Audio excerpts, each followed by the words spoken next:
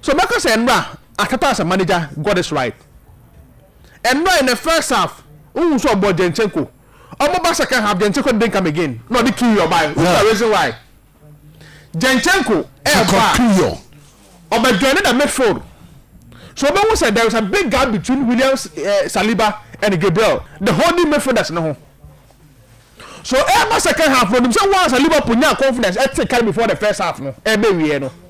In the second half no, growing confidence, put 2 more men on Arsenal defense.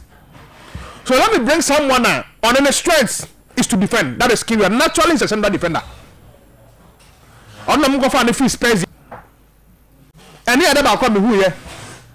In a thing and not airboy. So my fool say it was a good result. And Arsenal nyaye over Liverpool. Lose the out effort say there, but it was a great win.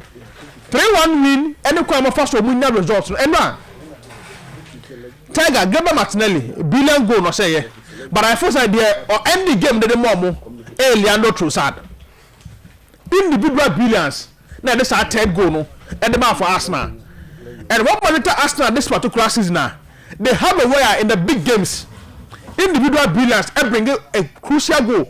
And they must support some measure games at Emirates. So their game against Man City, it was Martinelli. When coach decided to introduce to Thomas Partey, Kai Havertz, Martinelli back second half. Martinelli got that goal for them. We show them game against Arsenal. They can rise against Man United. Scored that important goal. And the Arsenal, Mamu carry day no. And then Leandro Trossard. When you fast so that's it. And they for Liverpool for wing backs no ho. E ko say that third goal the Arsenal no. Na end the game no. And the Arsenal. It was a great win. Great win. Arsenal Football Club over Liverpool. Great win. They say on the league log no, Liverpool 51, yes. Arsenal 49. Yeah. 2 more points. Man City 46. Yes. But Man City 2 outstanding games. 2 outstanding games. Yes. Pep Sanko that top 1 game to play. Pep Sanko that top and one. Yes, of course. It's true. In the course of the second round, no, but Arsenal will come to the Emirates. Okay. And also Pep Guardiola will be Anfield against Liverpool. What it was defining moments. Ninya games will be determined. Tottenham it's hard. He will go to the Tottenham Stadium. Okay. And good things may change. Okay. And there are smaller teams. Droby. Okolusu or Aston Villa or the Villa Park. That is absolutely. Like I saw one this time, Aston Villa, but you can say it's hard to face them. So there are some few games able to make changing how things may go. But I still feel so to me with this again say at that top there or experience in retaining the title than any other team. Kema United so now wonders against West Ham 3-0 at the Old Trafford, but their next game is against Aston Villa at the Villa Park. West Ham. Okay. I've seen something in the West Ham team. Me force a problem in here. Man David Moyes and try to face something now. Any problem man, but he want to force himself. Me also offer Calvin Phillips aba. We show me get number on the last weekend. Court you forcing ball the four midfielders in the same team. Thomas Tuchel, Eston Alvarez, no more James Ward-Prowse, no the Calvin Phillips account. Just to leave Jack Bowen and Mohamed Kudus up front. Yeah. Into you say, time on the bomb of 4 neighbor. No bomb of 4 was almost straight in here midfield. So they were using Dominic Solanke and Antoine Semenyo to exploit their weakness. If you say I affect you, but that is why the only thing I want when they say Kudus near Panas in the but they say Kanmania 1-1. So these are areas. Imagine him say bringing him Calvin Phillips. You shouldn't force him to be in the same team because Umpo, Sussex, Alvarez, James Ward-Prowse is working for you. So why do you force yourself to bring in Calvin Phillips? Into my hand, even though no, I'm saying no, Calvin Phillips they made a mistake. Yeah, sure. And not me. Say in the game no, or say the Calvin Phillips ever be or say a mistake you. Say a mistake you. Problem in you because a team are only James Ward-Prowse buy. What make set team more stabilizing the amount because already know. Sussex been a state team. Ese Alvarez about this season from Ajax. James Ward-Prowse about this season from Southampton. Now they walk over Calvin Phillips about Kudus about this season So any team we have say they have a problem. They let them win the Conference League. So it means a team chemistry. Any has to be already. So at the end of the day, you don't try to fix something anyhow. But we will say David Moyes try just to complement all the midfielders on more in the team. No? Now I'm just looking at this West Ham team. Antonio Afro free injury ba. Osha players Pablo Fornals is still around. Kudus, Jack Bowen. When all these players are fully fit, I started to make full position now. Competition more hot taker. All these players are fighting for us. The F4 two players will have to fight for positions there. So on no say other course put them there, man. Sometimes the reason why some of these coaches know, team here, limited resources, team here, a lot of players in the balance to make and they say decision making is the problem. Because what we can finish about problem near them, or maybe more Man City. It's the argument of the number West Ham there. 100 team and who are then from compared to Man City, 100 or your English boy, or your English national team. You are an English manager. You need to bring the best out of him. So by forcing, you try to create a position for Calvin Phillips. In which you think Thomas Tuchel and Edison Alvarez together against what plan no. Problem here anywhere you try to face something else not there. Hot. So before say West Ham Nagasa creative problem here anyhow. But maybe as time goes, maybe a surprise because in Man U team way the same defensive shape. Very few times been a buyer. Martinez Mbesi the same Onana. Any ball and West Ham in recent times. Near 190 minutes, no man went to Bank of City. It means something that don't work well for West Ham United. Now who are they doing team Mubium? Mohamed Kudus last game on the course of penalty in the year. But Kudus after AFCON is not the same. I drop it deep. Absolutely. I drop it deep. And a problem. How yes, of course. Also, we will put Kudus in the Black Stars, but I love to see Kudus progress. The next level. Yes, I want to see him at the top level. But we after Manchester United do West Ham game, we will say Eric Ten Hag, any Alvarez, or doing Komoche. I think we should come to Man U. So only Kudus in Komodo Anche. Eric Ten Hag no kofa Edson Alvarez and the bias. Who say that golden generation I have for building in recent times now on the Champions semi-final no. Only free scene no. Edson Alvarez mu Kudus mu be take over. So Martin de Roon, Frankie de Jong, all these players free scene no. Now Edson Alvarez mu Kudus mu be take over. So on building the new Ayas team. Almost in the last every division man and send the whole free work.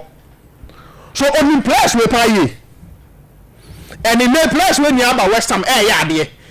And position of those players they every year no see a position you Man U lack it.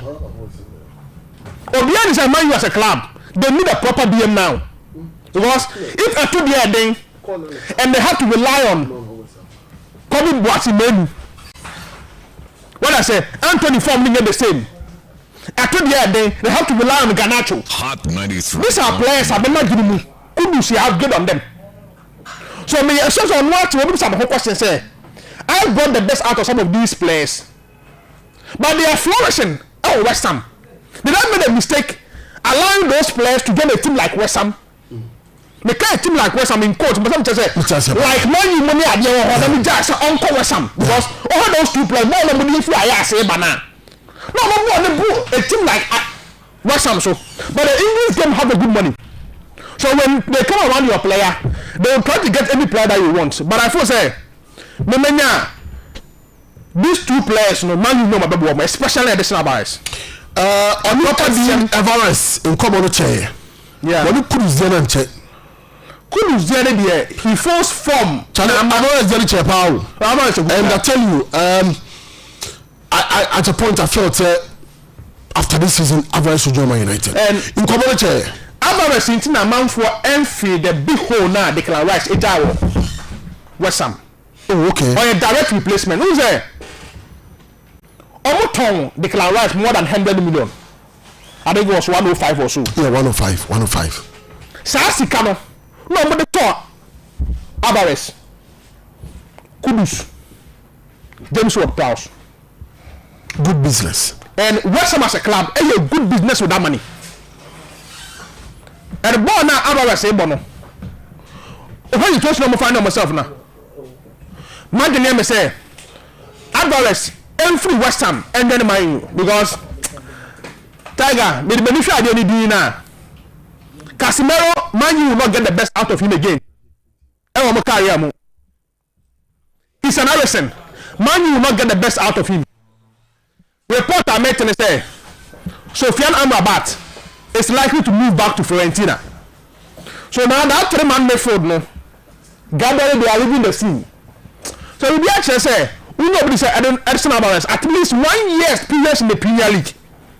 He will add a lot to this Man U team. So, Tiger, some of these players should move from West Ham to Manchester United. Name one course, name one year. Tiger, meaning some men call them who side we are. The kind of pressure Man U lose the English press over the still return hard so it's not the same to Mauricio Pochettino. Chelsea. Yes. 4-1. 4-2. You can't use one year to spend more than £1 billion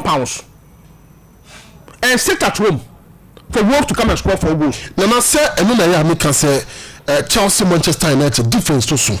But you see, most yes, of course, but most difference 20 years ago. But in the last 20 years, either say Chelsea, Bromo, so are the same. It is not true. Chelsea, every stadium. Now me say, a historical talk. No, Stamford Bridge now who said Chelsea. 20 years later. But in the last 20 years, the most successful club in England, Chelsea, Man City. I'm not arguing around that fact. Me can say, Nientia Ebia Eric Ten Hag and Lucy Gamer pressure becomes more than Pochettino or manager at Chelsea. Say Chelsea team no, and yet a big team. And I don't think it's a Man U legend. They are vocal. Man United is a huge team in England. That's what I was saying. Yes, and therefore, me just suppose the two Manchester United was stadium, Chelsea any stadium. Even the stadium you see at Stamford Bridge, it's only made of woodworks. Me project you made of woodworks. Just say and therefore, even the pitcher on the bus ball, pitch green grass, no.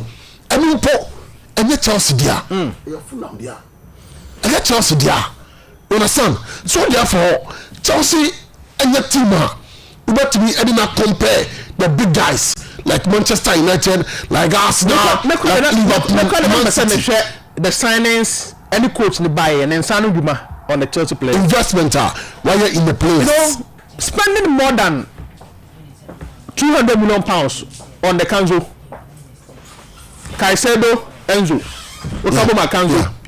yeah. Spending this amount on them, but it still looks like it's not working for Chelsea. 93.9. Obaka say the only thing that this particular season you can see improvement is Cole Palmer. Madueke, the same. Mudrich, the same. Sterling, on and off. Look at the back. Disasi, Emfa. But they are selling, the story is not the same. It's the same. So Chelsea Nagahano, Wolves into Meshon 4. Not in protecting the head coach. No. We need to question him. Why are these players getting the best out of them in the Chelsea colours? Okay. Kemalo Gusto. No, but they'll cause a penalty, no. Matheus Cunha, players, let's go Madrid, Ejano Quine. Only exceptional player to come to Stamford Bridge to get a hat-trick. Matheus Cunha. No. So my phone say, Chelsea will lose issues, sir. They need to be free one time. I'm time. Okay. Remember it, Kaka. Maka said it was a decisive game by Inter Milan.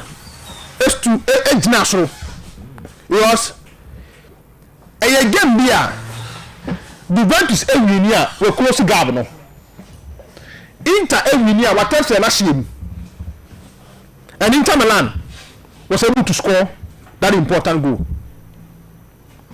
May yes sure there is a team in Europe we conceded less number of goals to say Inter Milan. Yeah, na yeni. The Italian league, no. Anyhow, some of these teams are faring. But the team to beat Baku, this particular season, Inter Milan. Their performance, their kind of football, and the way we see Siakano. I don't say Inter Milan team is one of the teams to watch.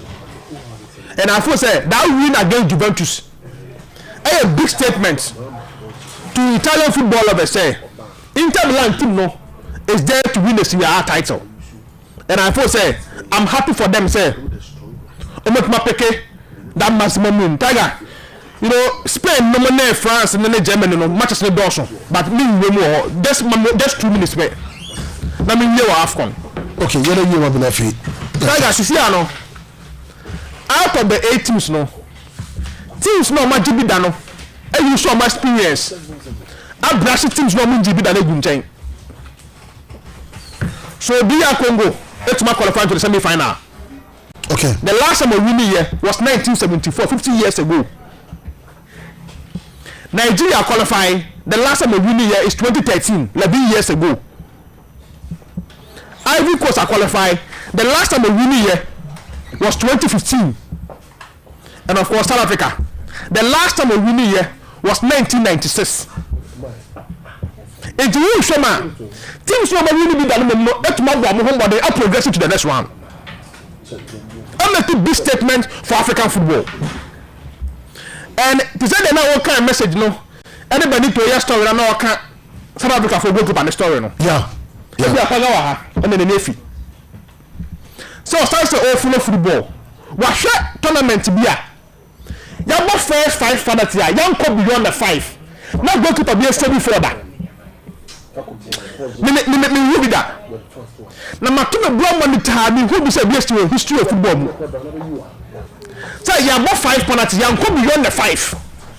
Not go to be a steady 4 out of them. I didn't see enough. No. I don't think this will work football. Yeah. See, I come beyond the 5. I don't have an idea. But I said first 5.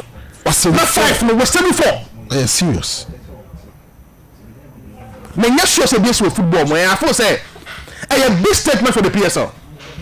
Okay. A very big statement for the PSL. So a goalkeeper in the PSL doing wonders against goalkeepers are more achieving a lot in world football. This is a tournament I Yashin Bonu by.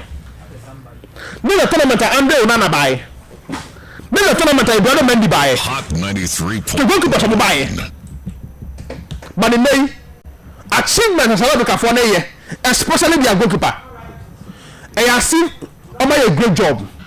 So my phone say, you must have got in the the same as DR Congo. From nowhere, on 2 occasions, DR Congo, and we call final over there.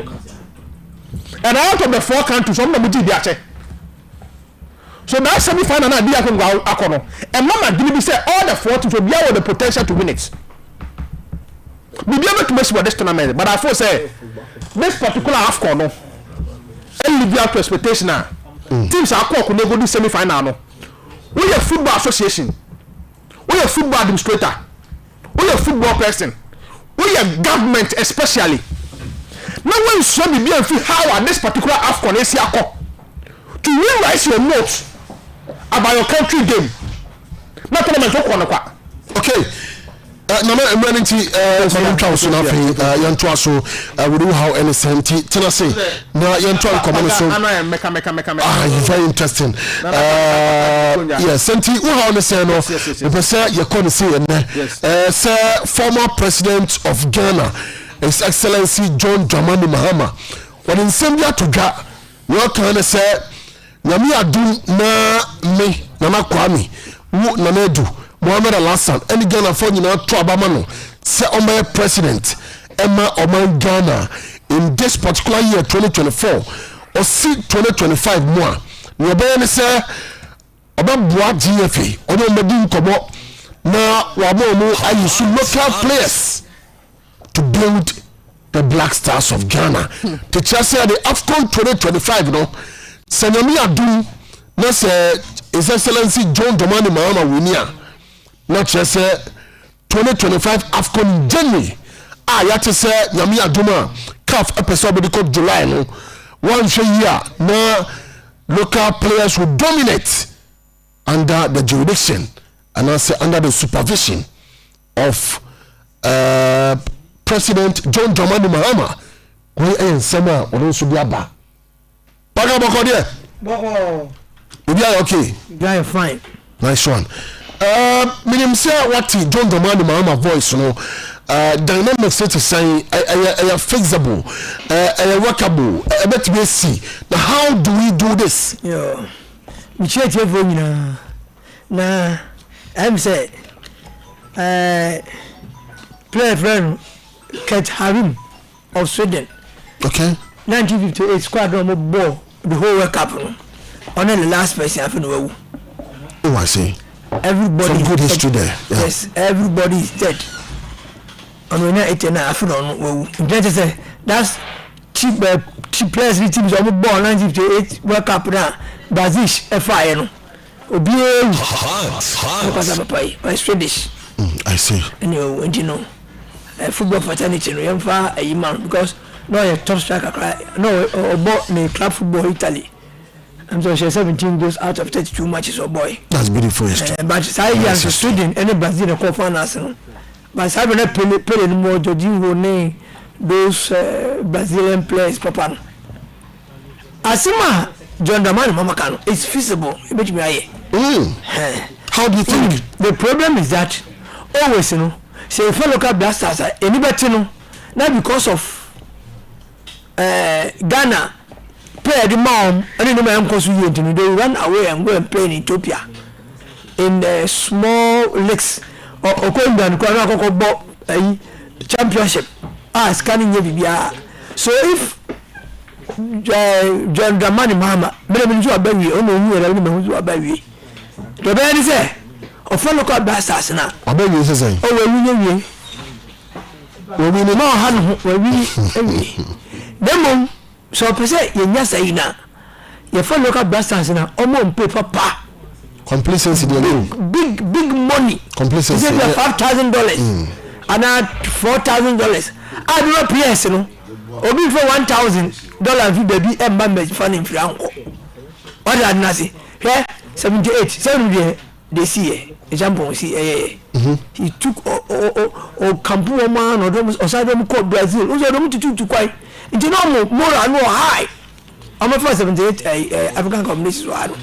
What that na say? And anytime be answer Blasters bako bo World Cup kwa ati look up player bako ogbobia. Look at the performances. 2006 2010 so I know who pa at least one local player bako ogbobia it be koso because local players on go win night 9 or boy I impressed on a big offer, you understand it. And the problem I had Ghana say which club now? National team men normally about 10 local players boy. That's South Africa, Bafana. Do you know what they have been doing for them? Only a good pay. What are nothing? And you say outside you be balance and lucrative. To say Ghana how the $200,000 back and team not on. Imagine your local blasters be me say 15. Now country which is club is Hali, but for $200,000. Now government in power no, also per se, almost trust no more jelly and you he paid that $200,000 to the club. Will you go? Debbie, what are nothing? So it is doable if you follow. He say, and now the evidence say, John Dramani Mahama disappointing me time be the last 4 years and also. Because he took over from a football person, a football giant. Hot 93.9. And you should have learned something from me. Professor Amuzu, now in the plan, because I don't know the local game. No, I the fan of the foreign game. Professor Amuzu, no the local game. No.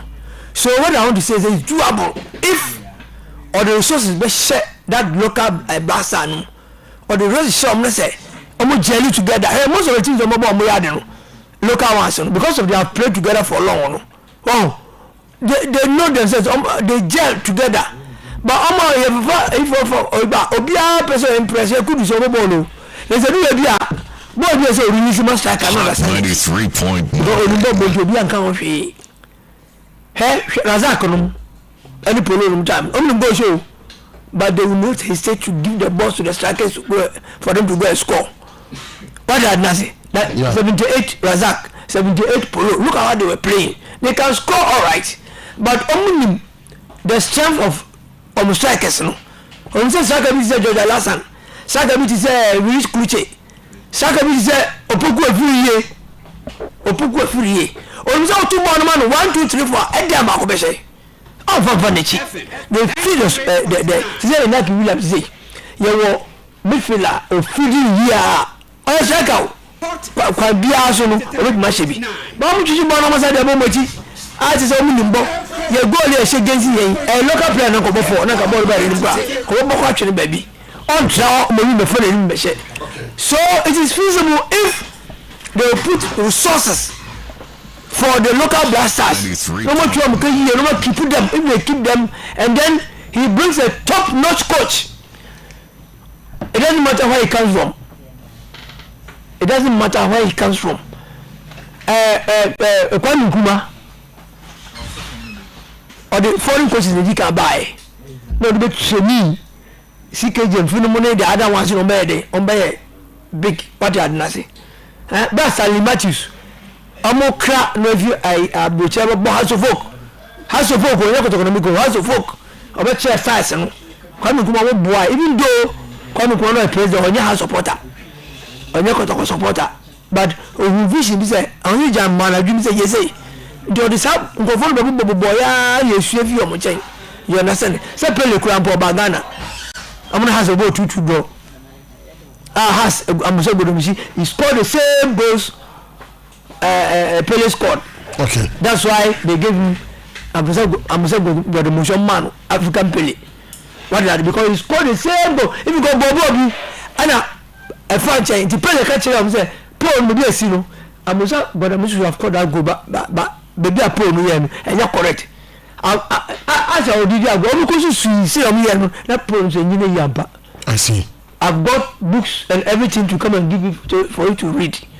And you look at for it, if you are sure you have good resources, you have a good top-notch coach, you have a good administrators, and yes, some of our administrators, and I say Mosokoko administrators, you have papa, or multi-ball as in Nimbol, yeah, no more, or because of the local blast. The Okan doesn't mean, but it's all kinds of most, let's say, and you're entirely local. Yeah. And you good.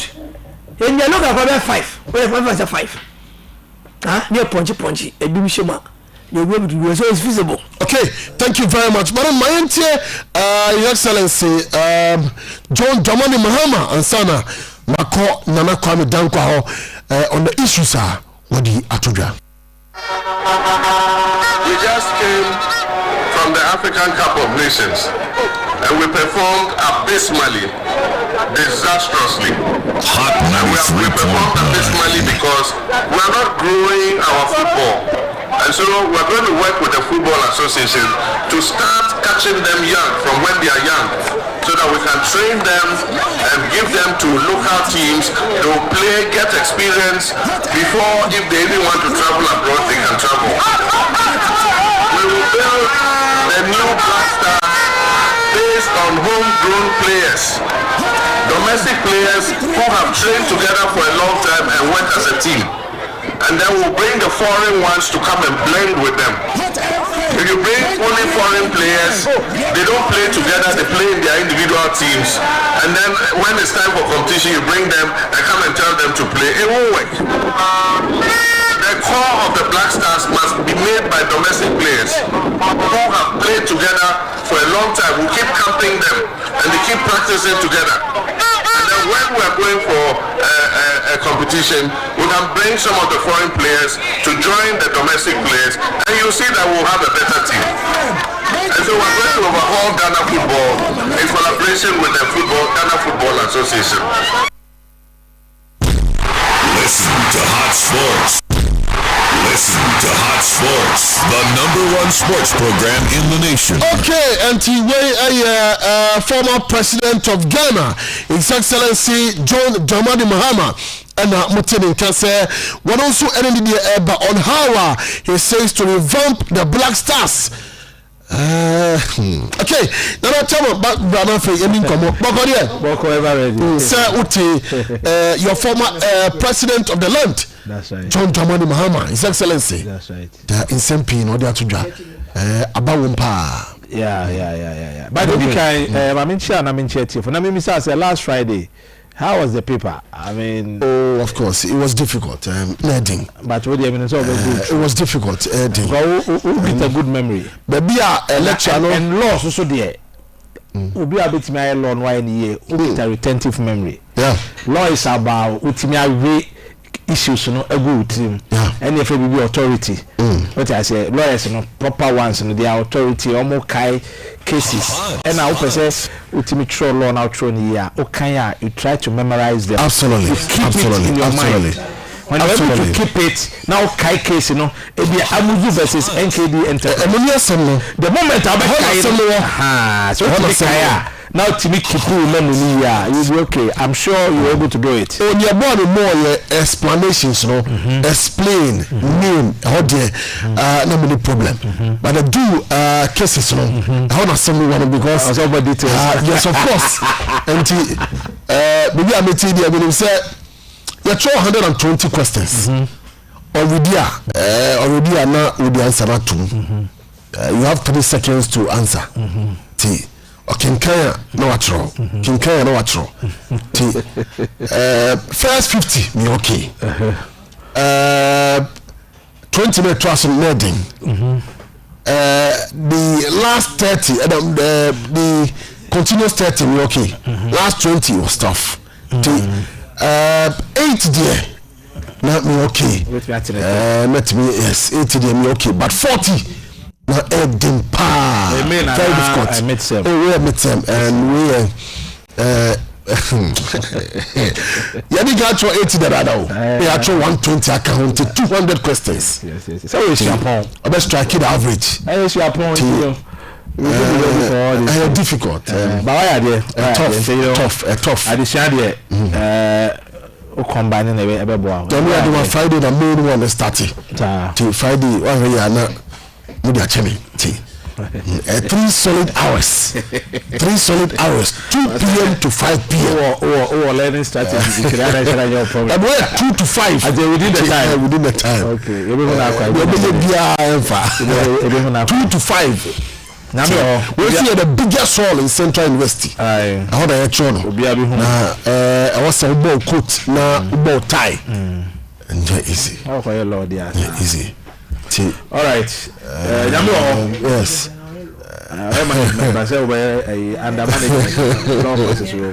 Introduction to law and company law and all that you have to do. We're business law. Business law. The next semester company law. That's right. Yeah, trust you project.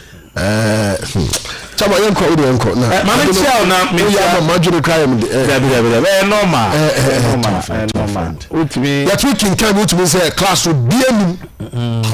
To be so be that's why you are in school. It's tough. And you pay attention to lectures and nominal kinkaya. I am a kinkan in Norson. What I say? I never quite what this young walking kind of more. The moment you come across it, oh, that's true. But so we lazy in back. No, but the point is that so what's do you know what to be kai back Nana Kwame versus Nanedu. Baba kai Nana Kwame versus Nanedu ma. But you see in paper, you know, it depends on how you study, and that is why you are in school until you also adopt to strategy. Until the Mami Chaboso kai Hot FM4. Na men share GR64 say na Monday, but a meeting here online 7 p.m. Until me how who be so free kaswana uba adabraka. Me how so free adenta uba adabraka. Oponwa ya ntem kakra ne kofie. Na the meeting will be online. Na ya en kama enema ni bi wa nkrofo ntiase but o se boy homodin ni etimi ye. Etimi the online na to aba. I who someone say you knew about Greater Accra Regional Circus Council na kotokwa busu ko no yenu abako Charles Amponsa me kan show ko Facebook me nu anoma boa me the infoni ato ho wakeki bucket it's a sadness okwakura one no more follow kotoko a check akra or is a 10 member. He is one of the pillars. What's your first name? Charles Amponsa. Okay. Charles Amponsa. We free mo. Yeah. And no pen and crying by. Enti Kotoko Bushani, especially those in Greater Accra. And on so Kotoko Express. The last time an Express in Nasopa no a sales executive behind the Kotoko Express paper no. No na say paper ne turning the bibia or the club no or no and when you're baby ko and the charge nanti you pay your dues to the family. Some of us are here close to you know what you did. Where you are and no me to crime if you call by me tea no me news on my way coming no my team and me hosra kopem sem bedu fi nti ebushane na fufuro nyina ye fa ye ho adwen kwa be fa so ata oba na chi na ya pe nua no krabia entunim tata mponsane ni family a the sad news ana we ho semo a ewo ho ni the voice that you just played, His Excellency the former president or a big figure, and such people the moment they speak it's important that you better your boy because John Dramani Mahama is somebody in terms of communication. He's one of the best communicators the country have ever produced, whether you like it or not.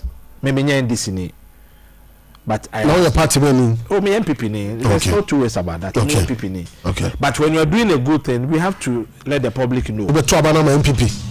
Oh, me MPP. And if MPP near myself, or say me abandon my MPP, I will do it. No man, yeah. Oh man, I would take a decision. Decision you near him. Decision about wow, man, I'm an so this time is I'm a dumb, you be jail. We have to face the reality. What did American say? We have to face the reality. Tell me what you want to do. Convince me.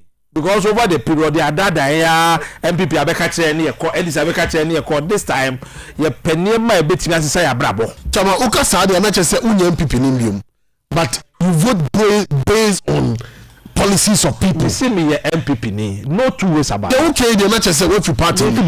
It's a one a hanging a voter. What I say, a floating voter. Just tell me, what I'm doing here, what I say. Chama, catch Mohammed Alas and say, with all due respect, he should be disciplined in the studio. He should, in fact, he shouldn't be just disciplined, but highly disciplined. Who is down? Fear no fall.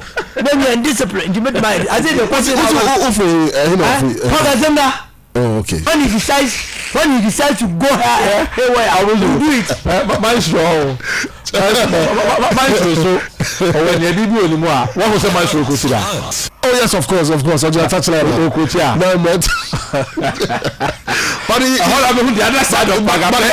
but in fact, in 2 months, what you say?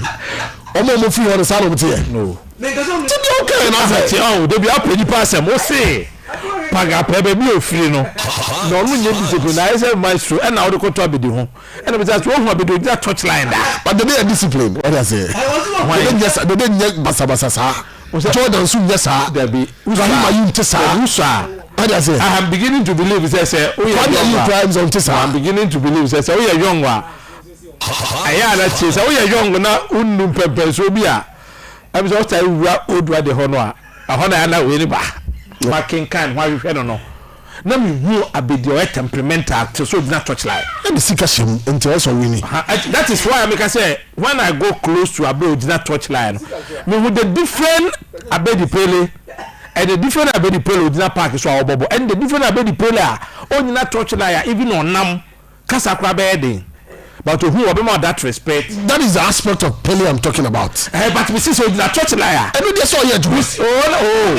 Nasi Mohammed will see you. Mohammed on Ukroma on the Ukroma belong to the MPP party. I see. I'm saying that our people should not take us for granted because you were hunty. they won't do the right thing for the country to grow the way as expected. Let us understand the situation. Don't take us for granted. Say because you were today be honest. No. Oh, I mean the angler or the free buyer. If you listen to him, now on person obey bias. Now on political lens. And fan kasa. Say be I'll try to score political points, and for that matter, no utie the work what ye Kinsley Owusu Chow Agama. Yes, material. We should also take the local players into consideration. Or dear ba any even the way of person government and the football association or black clubs near the nature players. If see any the agriculture and Kebeboa. For me, there is excellency can bring me back to and can name me how and say I was going to tackle the angle I mentioned and say 2 locally based coaches I apply for the job of discussions you do ever discuss until I will chip that in now my just opposing to the statement made by His Excellency the President. Before say as far as His Excellency the President I will say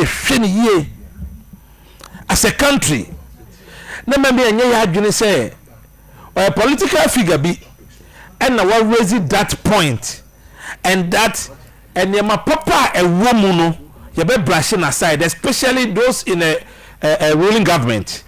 If what the former president is saying let's tap into it and begin to apply or implement it.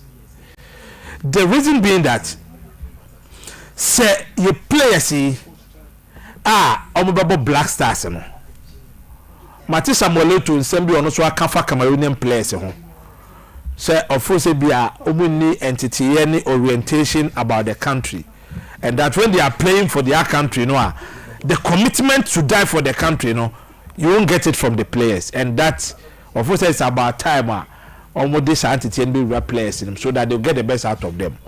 So all the two side them win now show baby Ghana a fee any a Ghana it me achieve so much in sports and yet now professionalism by a players to kwandi achievements but rather time na me say me can be my and a players kwanya officer omo person be ja o man ho akwa omo stay during that era it me achieve a lot, and they suata professionalism aba am I the best stars all over, but when they come home nothing to write home about.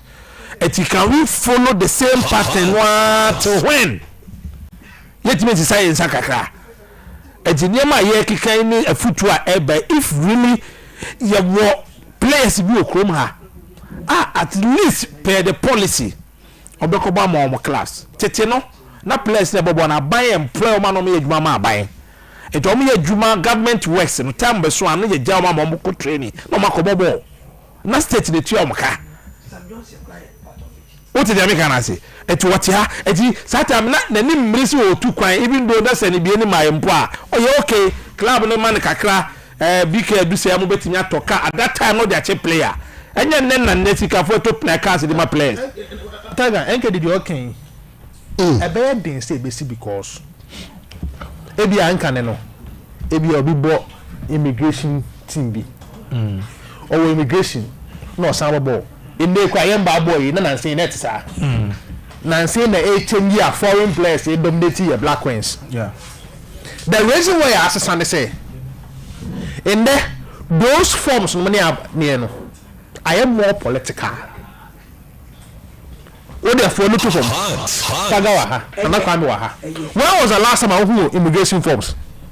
Oh, Saturday, couldn't. When was the last time I couldn't. First, na kaso be call police but we say we need to buy ujina ho near the afawo. The last time no nya na 37 I who police ni bia ujina akodi ase ho. Yeah. Sabi you manana sumna so abayo bia tabi ni tu bebrebe. No boss to boss or the police. Then time those days was unqualified. into the plan and the trial. What about me?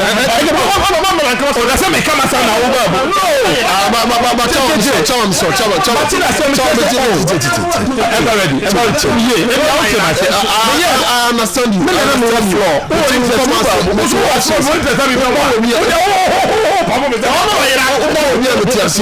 But with all due respect, I don't succumb to this particular thing.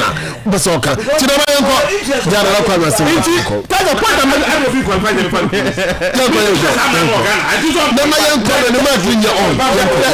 The point I want to say is say in obi baby MPA e can the campaign promise won say afibia no me call situation be the nipa 10 be we police me the 10 be we immigration me the 10 be we steps me the 10 be we fire service into aye more political into sadia no e so month for so ndey unless they change their mindset no kwani ba ko pe that is why I want say more local players say local players are train not trying for I am more okay yeah thank you I political talk no kwani ba ko pe okay I am say dey ya ko tournament aba you fail the first 1 month 2 month 3 months in come say I had the papa okay but say okay we say good evening Hot FM. Our former president is saying what? Question mark. Please, with due respect, who was 2014? What has he done about the Jamefe Commission? Is it not the same president after Jamefe Commission? He promoted the sports minister by then to the office of the president. In fact, he should stop drawing dust into our eyes simply because he wants power. One for the dear man. But we the last time we will message the bar. I won't follow the end to us here. About young King Kang and Mao. Okay. But I see. Tell me, run the up down for young Twasuna. The American say. Obia 1 minute in festival. Obia me na do no obey time more than the time now they run me out. Now time so but me na me I said that do the time be try signal. Say na so anka one panka be signal. The so ni mukwa one kan you polum palama you no go to heaven. Say Yankupon there. Na say misanity. He only no but on one of that prayer of course what you mukwa one you go to heaven. You go to heaven. Yes true. Go to heaven. There be no dey by I'm making reference to him. 2 minutes. Aka one power be signal say time o yaso. As o signal to so. But let me running up from am. The person can say let's look at and now listen to the issues at eba. Say bibi ansi a enye man hwe nwa enhye ne yie o. Sa ne man hwe gu ya enhye ne yie. Esi ho na si wa obi na oba hye ne yie. But the moment ebedwuri no, wo say wo san rearrange you take your time not to say ebe say dwuri agubiem. Ejobi bi sam say 2014 no we here. 2014 issues e buy no yet me fancy ya handle at that time. This time ya competition ba BBS obi e kire na adwere. Adwuna ode ba no ye nhwe say ma me nhwe messenger no ye nhwe message no. Eno ko no beka ya the current president Oba Chakumia so the first 1 year or you meet the press be of Master House. A senior journalist Patrick Osajman e be the issue about the commission report. The president told us me refi. Okay. That's the issue. You almost have a question of the read the press. So the land told us. When you got granted No, but look at there. So commission report ever ready. Commission report. I'm not interested in the report and all that. I'm interested in the message brought up for discussion by former president. And he's saying that you may need locally based players. And I'm many agree to the extent that Agama so suggest Bibia. Agama say we can have a policy bia. Abaya policy ebe buama mrantia no yes we may restrict nipa movement but there are incentives bia what the to ha nyamra wa shew how they restrict nipa movement by motivation you find say clubs need to players ka buy 5,000 now by na gia to say me the 7,000 so every player, potential Black Star national team players, say that they can stay around for the next 2 years. And at the next AFCON a year corner, your team will press the corner. A bulk of the team should come from Ghana. Players, maybe at the next 2 years because of your person Motina Ghana and T. Mokatu amoju omo teams no ya the 7,000 and 10,000 every month ka hwamamo just for you to stay. Near you are prepared to them after AFCON no. After 2 years AFCON no unya contract obetimi akọ enu mpo no the suggestion be say obetimi atibi their best support to buy investment in the team. And if the former president suggests say obesusu say build the Black Stars ebe next AFCON with the locally based players, then the foreigners will be complement here. I agree to the extent that the foreign based players in the national team difficult to get you players for 2 weeks. Can't la FIFA not 2 weeks, obetimi play hide and seek about 3 days, 4 days, maximum 1 week in Albania. So how many times na coaches libetimi anya ama omo game plan and strategy omo dey call omo team Bible in the players? It's difficult. But if you have a locally based team, your bobo every Monday they go to camp, omo call camp ko bobo la maybe a Friday you really do omo be fia be bo omo class they come back.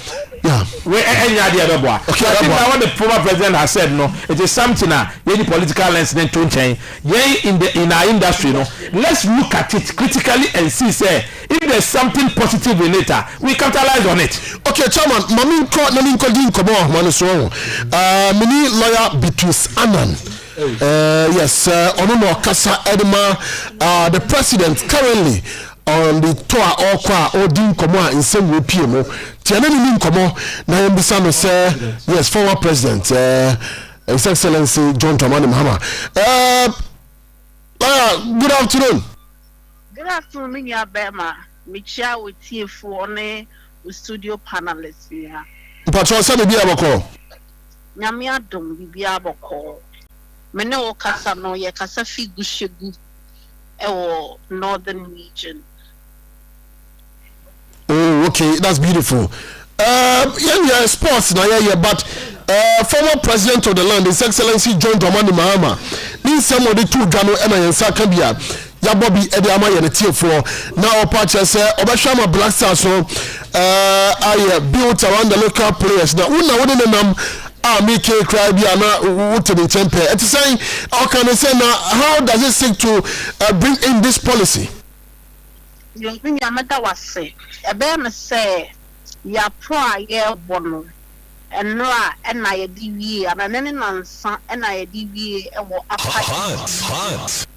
Na important be bria ya koyano, it may say, Omunya Aquina, Emma, Omuntimin develop or more talent as footballers. Oko baby to say Zebella, almost say, it may almost every young guy a work on a football talent. Na omunya opportunities omubetimi abo Ghana Club Premier League as abebo national team crown. Inti yera John Dramani Mahama eyi nsem na no ka say enne ampa se ohwe ye Black Stars team na nyama bebre na ato isini ana enye right with the team. Maybe Obakaya as a Ghana Black Stars echo ball like na ya to nyum ni bi. Omanya de crowd the group stage here. I said na e mo amoye sports pundits. Mutu me predict say oh ball ya echo boy the Egypt. They are likely to go beyond the group stages, normal quarterfinals and now BB. And then me know Kasama say yes sir analysis now Black Stars adentia. There are so many things wrong with the Black Stars. Inti yera John Mahama say yentini nyama na ye no over 7 years and beyond that entini for results number we cannot continue doing the same thing and expect different results. Inti onono he proposes say Black Star challenges no yet the homegrown policies any players and ebeye nana or kano or kase it's a long-term vision It's answer or share in Kwadana first and Kayakosua. We identify talents from that level. And then all those competition, inter-school competition, because of double track, Ninyamaniti, Ebi Nyo Sabi. First, na school ni Yakobida. You to me who a Nipa Bakubi, or you're very talented. Ube Juan say, oh, but I'm sure the story of the glorious days of Stephen Apia, Mone, Michael Lacy, and Muninano is a story, is in consonance with this. In Sierra John Dramani Muhammad Ituga say, we must begin to grow the Black Stars home. Now, Omubo born together, Sana, they form a team spirit. Then we can make space for foreign players if we have international matches and our way, no. But we must have a core team that we will operate with into a non-castle bar, so that the many young people in this country will also get an opportunity to play and represent their nation. Na mobi abalisa enkwaya se o kwakwaya coach the Black Stars say can so no be dictate how the collapse should be near there enkwaya se o kwakwaya acting head coach and as a coach for the Black Stars we enye coach asem minya amuma yenka nokre mo ukoma ma yenka no ai nti mama yenka no me no nyina yenka nokre baako. Wow, yeah, sports pundit. Okay, yes, sports pundit. More, yes, sports pundit. I'm not studio. Some more analysis of the failures of the Black Stars. Now, Moka say, okay, the strategy of the coach was not right. Sarana, my coach. Some of your coaches. Monso more Real Madrid, and then you know, Kasa, you say Afcon. I buy at $5 million, and I had your Cote d'Ivoire. Group stages amphim. So if we are using government and the taxpayers' resources, and our football is one thing that it's me uniting Sagana Bobola, Yenimen Disney, Yenimen PP, Yenimen Crini, Nima Santini, and Nima Ikbeni, Yenina Obehuna Shep a flag, Ghana Black Stars, Naya Yakita flag. It's something that unites us. For a very long time, Yehuza, and to protect Yakumakra, Black Stars board. Now, what I say, Black Stars will not win. We cannot continue to do the same thing over. We cannot continue pumping money into a problem. And now, by all canons or say, we will work with the GFA. One can say, I will come and do the. I say, we will work with the GFA to bring home grown policies and use homegrown players into any and your coach. 93. If you can use homegrown players and have a foreign coach, so Nimsa. You can also use homegrown players and have a local coach, so Nimsa. It is not about he being a coach. It is about making sure, say, the love for the Black Stars will come back.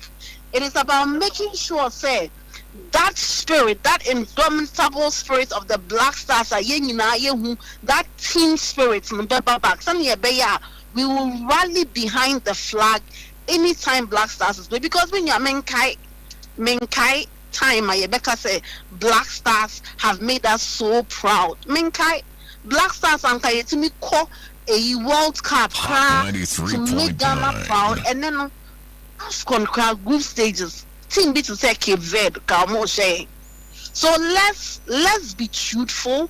Let's admit that we have a big problem. Let's be truthful that we need to change the ways of doing things.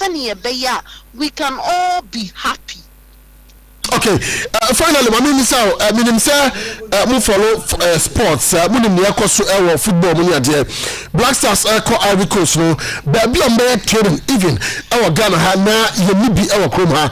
Meaning, His Excellency John Dramani Mahama are taken into consideration. So, the likes of Tamale Sports Stadium, Sipon, Accra Sports Stadium, Kumasi, Cape Coast, or Bessie Yakaho.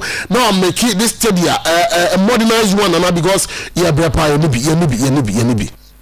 and one now inti mamenka say ube use homegrown players.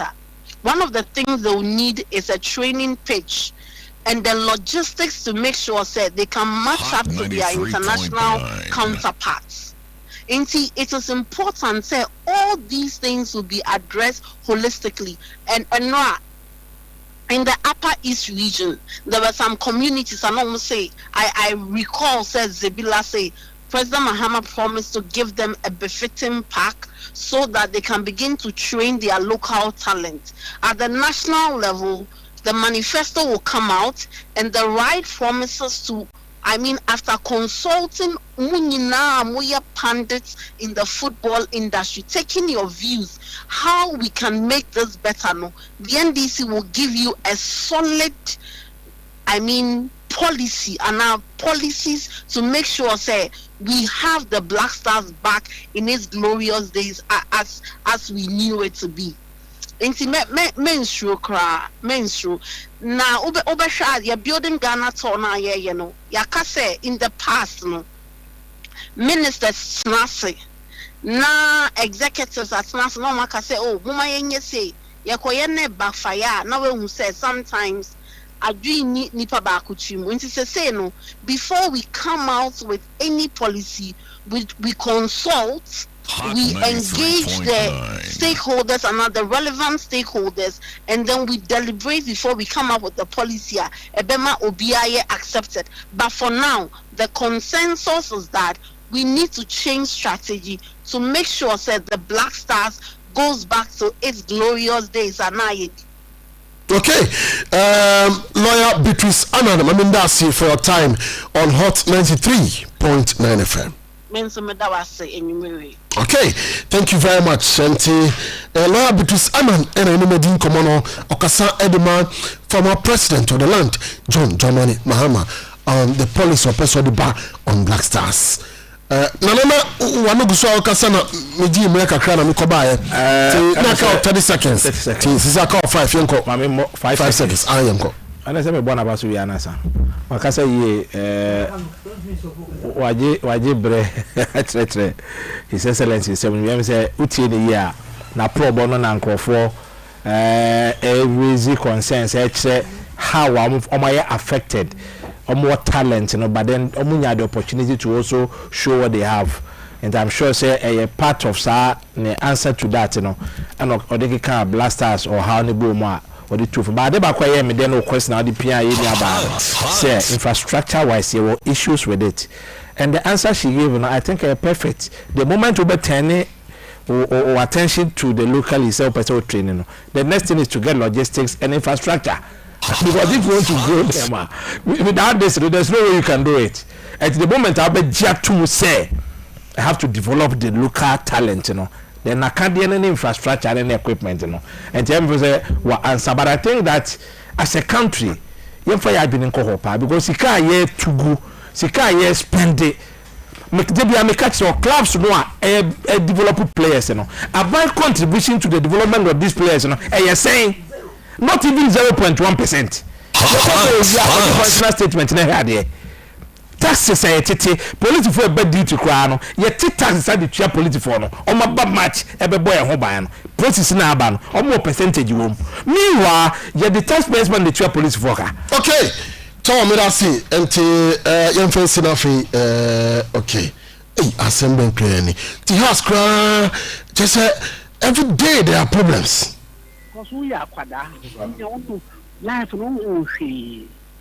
So if you can sit on platform and talk rubbishly, I'll talk rubbish. Hot 93.9. Not you. What am I saying? When you're on platform, you think you can just mess up. What have you achieved? Tell me, who are you, sir? Who your wife? I don't know, just tell me. I want to talk to you one-on-one. And can I be this house? Life with them what achieve. Now, like you life with them, I don't know what achieve.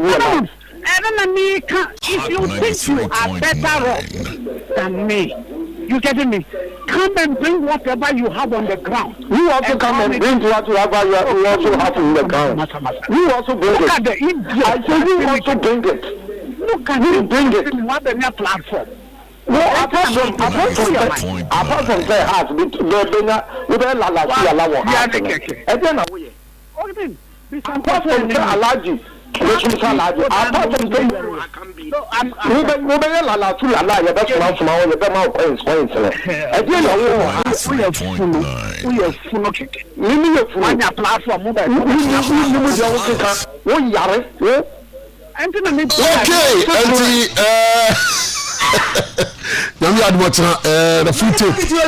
the food tape nyame ademo tena the food tape no ba na obi aso etimi akon kanti not it nana brana fe yenye Black Stars two coaches anacha ma be property nkomo na ekoso kakebi yesi alaja kan be House of Club supporter bi na ekoso on a platform but I think that the supporters should be respectful enough.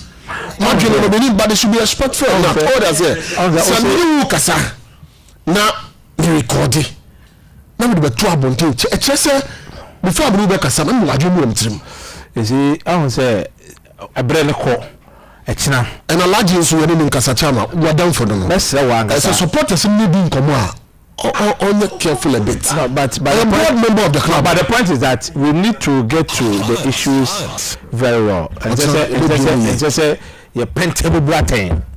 Let's take our time, let's go into it. Na yemfa baby ebi adan infanto me sure say you start say you conclude uma quantity ya you bit me conclude but it will not be fair. Yeah, let's be fair to the issues. Na intime you go into it very well. Remember there I would love to listen to Takaro. Okay, no but me pet tip next no I know them it is animal ABC me ebi ato me pen Emma me no bi nya akasa bi me ye ko extreme o kaseti am me to be kaseti an ba o kan say bi onukra no there's no need but I'm saying say e ko extreme o you should certain words can send bia me so bi ko bi pa me so bi ko bi but ana ebinim said that ba say Abatetio. Aha, but Mamina Butena Mintin, every permanent. I'll come back to this issue. Okay, more 30 seconds. Football administration. So be asking. Football, and you don't say what, Professor Mus. First of all, support a sibling. And what cousin Yabutraman, and cousin Chow. Professor Mus, the late Professor Mus. I who from Venice. When was the acting board chairman at the national notice? National notice, you will be 777. Obi Kajan say, board chairman bang and the 777 with Jimmy Sa. Sabi, ha, Aquafubio. Oh, yeah, Professor Mus. Do you know what Professor Mus did? Debbie. Osman, when planting. Yes, Mr. Quentin. Oh, yeah, Professor Mus. Seven, not Professor. No, Professor. Oh, head in general revenue. Oh, see, board chairman bang with Jimmy Sa for president. He never reacted. No, Osman, me, any, granting say moko frɛ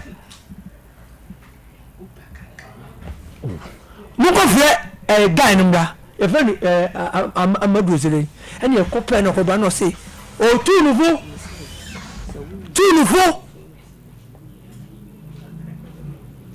o tu nouveau say onya butre because ono no home has into omu ye no kura say kura in the interest of our supporters into no cheche no before President Messi a woman ground. No, I know damn. No,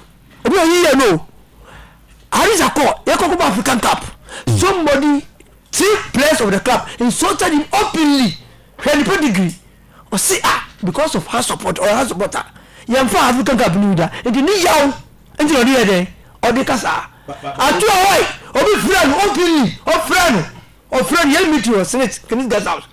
Jimmy or something or yeah, because of her support. Until and yashi, so are we saying good member can say you don't react. Oh, say Pagade, once it's about Alaja can be. You should respect this. No, it's a fact. But the point is that are you saying say Alaji can be in his football administration? I criticize Professor Mus. Already saying that Alaji Ebi ya alaji ema o ja mane nka. Kitchen no come so nja sadie no. No, I'm not say. Tiam. No, take your time and listen. Who conclude asebo no. What they say obi. Alaji akabu to obi na time of agenda. Why don't you? How do you understand that? No, but Financial Balance Spiritual Center say Branafe onto your arena team now. Na me bia nye kemo say fibroid and say cancer, stroke, diabetes, anyone who so to us edi ama gonorrhea, syphilis nyina no. Financial Balance Spiritual Center to us edi ama 0545176528 and I say 0532902290 and I say 0243004900 of Anko Barrier 7 days and other natural Financial Balance Spiritual Center Sana Hunsen SCAT Fearsome 3 Yaya Hojuma Edama Helper Plus and no Pavi NFA Plus Mox Obina Ebwa and a show no airball camo what you can to more 70 0244-201-589 Nana Sabe so ya boy tiefo nyina nka say bosumi ewo mu ya dofo da nyame adomu a o say o kire odo kire onwonko a na odofo bi are no ho enti what na 3.9 FM e dey shey bia ba say free say ye wukunu say ye papa o maame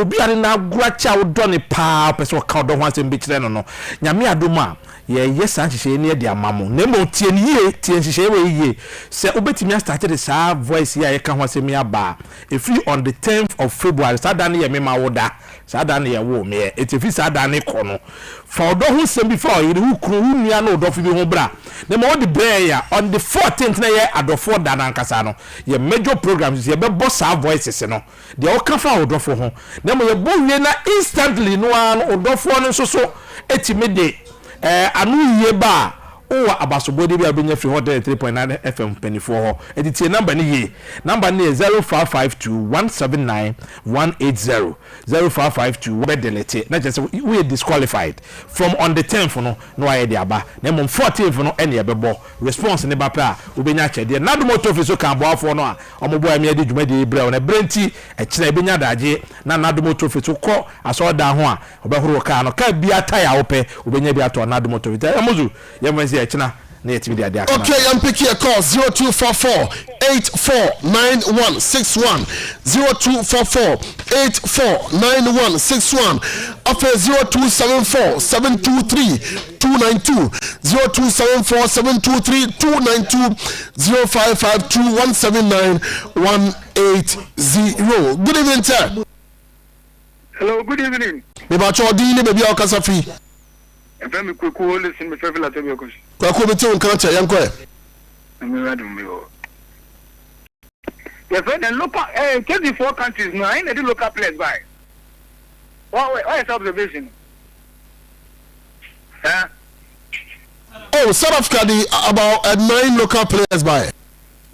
Very good. South Africa now can obviously can maintain you. And I'm here. Patrice Mochepe team. Hello? Yeah, but you also until Patrice Mochepe team. And not me test Kaka Sema players. Ninety no more than Kakumon. Oh. Yes. And now over to Zana Congo, Tamana, Titi Mazimbi. They were not a friend, Moista to me. It's an place who come was. Player, they know Tigana, I say, a friend is boot any offense of socks in Tigana. Eh, Sika? Calibana say $5,000 Quebec Ghana. Ghana League play then with $5,000. I know. Ghana League play then with $5,000. Because you maintain local players, you may Muhammad time local players and never national team. Under the regime of Muhammad players, no, my collection with another local players I never national team.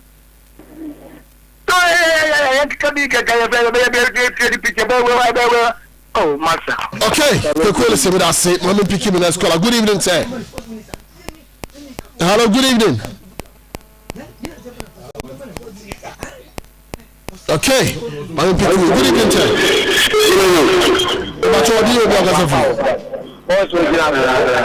Hello. Hello. Good evening. You're from Dallas. Dallas, the Kasafi watcher, I'm a taxi ride. Yanko. Wow, Ghana for you. asama mama kan boni be no kan bro ye ni so ba obeye local players to Black Star ni dia e constant so what as idinu asama papa ni kale dia no wallahi but abrofule dia ya bro mo and then about Williams over to Inaki over to one no mo ba mo bo into local players no omo no ba be ye tu ti se kakari no mo what I say Amza Isa no mo na protocol players si omo bo Black Star. Okay, me that's my pick me let's call. Good evening, sir. Good evening. Good evening, you can say. I tell you, I'm called. I'm sure my brother Muhammad can help us start. I mean, this is our campaign, but it was Sam and Kababa. So, we have 2014 now, and then there was a kiss president saying 2014 now. Uncle, Black Stars, no one former the deputy sports minister. And quite a good Black Star first. You think to qualify World Cup, we are in this year, World Cup, and then this year, one. It's one to tell about Black Stars. The Apana, yes, come 18 over the Jabba, I don't want to see yellow cup players. It's the way all kinds of World Cup or come. Okay, Mina, thank you. Good evening, sir. Good Amuzu. Yes, sir. Ajano one only. Ajano yanko. Ajano na elections to win the interview. Oh, may you feel? Oh, yanko na.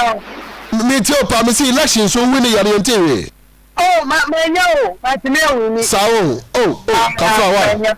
Kafra. I. Kakra mi kan say, mami fancy amadu the president. Maybe I make a say, the woman who body in your baby, Ghana football year, and no, na Messi. If you do a man of Black me the year, me, the year, Ghana football year. I'm for any my family, I be the more. Now, Maria, to the other for, let us say, no problem, I said the okay, but I say, good evening, sir. Good evening. Yes, sir. Odile Kasafi. Emi Sabato Kasafi in West State. Sabato yanko. The bomb about to me aduma pa we bo Ghana man. Yeah, that's on say your football no. You have grassroots one no. E ho na bibia be free on Saudi Saka mutam no. Ono sonya na o. E wo ye dem be national team. E wo say call regents ni nyina. Near the two agro form. Young boy justify. They say good players. Young camp on mom national team nana. Well, Cecia men kwame me grumu bi be drew be I me grumu on Cecia. Omo very good. Some planning nyina ye school bi na te ye call teams bi age omo players 5533 kra. Say be koya nim. Yeah, thank you very much. Your point is well noted. Good evening, sir. Yeah, went to me, Angela. So then picky one last call. Okay, yes, sir. Yeah, picky. Hello, good evening. Hello, good evening. Eben. Yes, sir. Yes, I'm Maxwell. I get 205. I can't keep two uncle Titi. Young Quay, Maxwell. Now you have a call. I'm in Chile with studio Honamo. Obiajoso. Eben. I say my former player there, Kana. And now you're back to my age, man, now. Because, Eben. Yeah, I've never quit Fiano and our local players. Even Ghana, Nigeria, Cote d'Ivoire, Senegal, any I say black backs no. No players like that say they come to Kwayo. No funny say, Kotoko player then call tournament. I am an abo ni binu. It's a very good player. When you contract Toko, it's me a friend maybe mana. I don't say friend no. Ebia no players in Ghana for awo amanonina. All take your league leader. Over 170, over 120, over 120 team of Black Star. So always company here can be a fight. But I'll be a lot more league still. And I say local players, local players, and not the and all three complete players, and then all three for half a full player. And for track camp with I never see my young bowling like I know the song comfortable. Now, I play another time, and now someone the trouble. Who to me complete players? No. So you have one midweek, you have one Sunday, Friday, Saturday, Sunday. After Sunday, man, every 23 all come players and test. But all come in, I know there's a CSM, and then another can be issue one. I never call mechanic say. I like the taking no one of full and nippon and platform to that. For nippon try their against you. Now taking on one platform, one friend was saying, and one lady.